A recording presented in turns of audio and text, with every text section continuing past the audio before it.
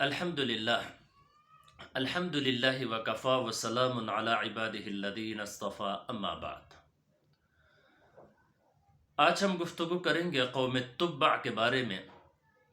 اس کا ذکر قرآن مجید فرقان حمید میں 25ویں پارے سورۃ الدخان کے اندر اور سورہ قاف 26ویں پارے کے اندر اللہ رب العزت نے ذکر کیا ہے۔ دو قومیں، قوم سبا اور قوم تبع، یہ دو ایسے قومیں ہیں جن کی طرف بھیجے جانے والے داعی کا ذکر قرآن مجید میں نہیں ملتا، اور ان لوگوں نے اس داعی کی دعوت پر کیا رد عمل دیا اس کا بھی ذکر نہیں ملتا۔ قرآن کریم اس تفصیل سے مکمل طور پر خاموش ہے۔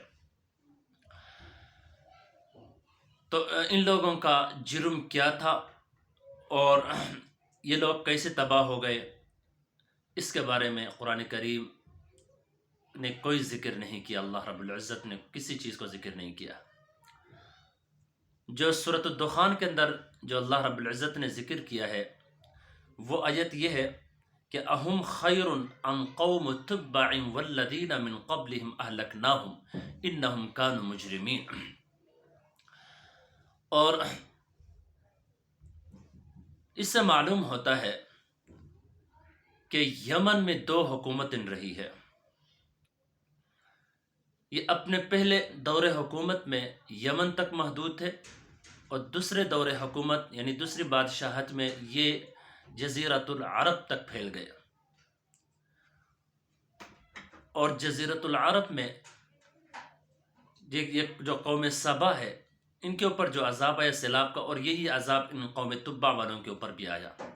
تو یہ لوگ یہاں سے ہجرت کر کے بقیہ عرب کے علاقوں میں چلے گئے، اور وہاں پر حمیری قبیلے، تو وہاں پر یہ بادشاہت کرنے لگے۔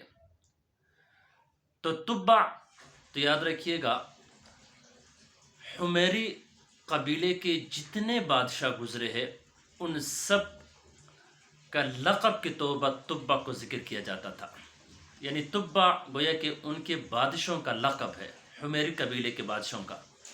تو دو بادشاہ یعنی بادشاہ گزرے، ایک قوم سبا اور ایک قوم تبع کا۔ تو تبع بادشاہوں کا لقب ہے۔ اب یہاں پر جس بادشاہ کا ذکر ہے وہ تبع میں سے کون سا بادشاہ ہے، تو حافظ ابن کثیر رحمۃ اللہ علیہ نے تفصیل کے ساتھ اس کا جو ہے ذکر کیا ہے۔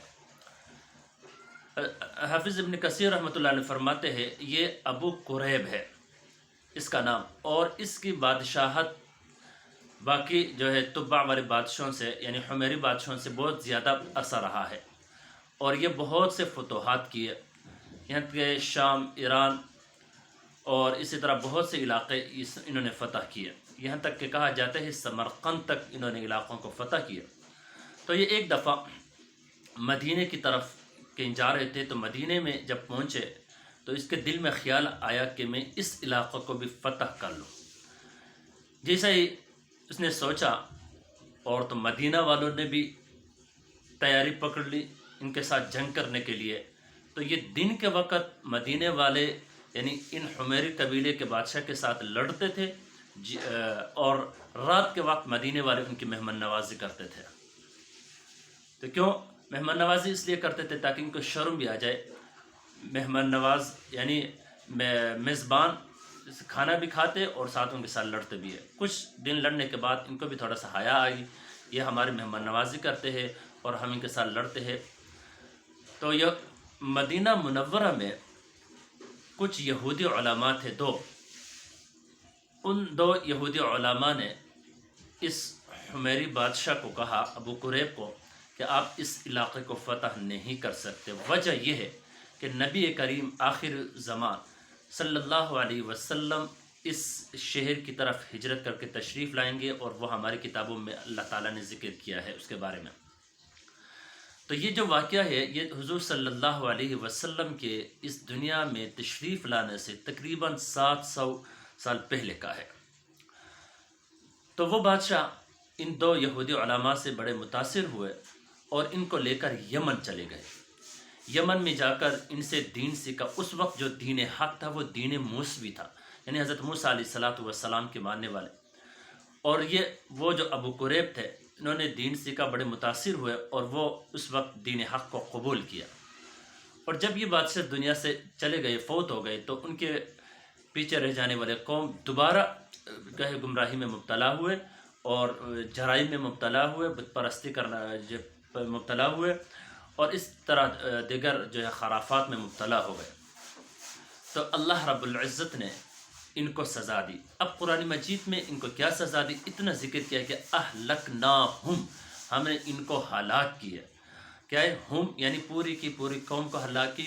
وجہ کیا؟ انہم کانوا مجرمین، اور یہ کیا ہے؟ جرم میں حد سے گزرنے والے تھے۔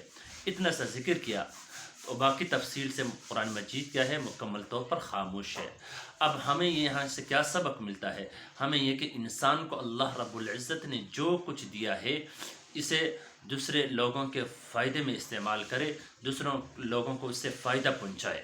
قرآن مجید میں جو یہ قصص وغیرہ اللہ رب العزت نے ذکر کی ہے، اس کا مقصد بھی یہ ہے کہ ان واقعات کو سن کر ان سے نصیحت حاصل کیا جائے۔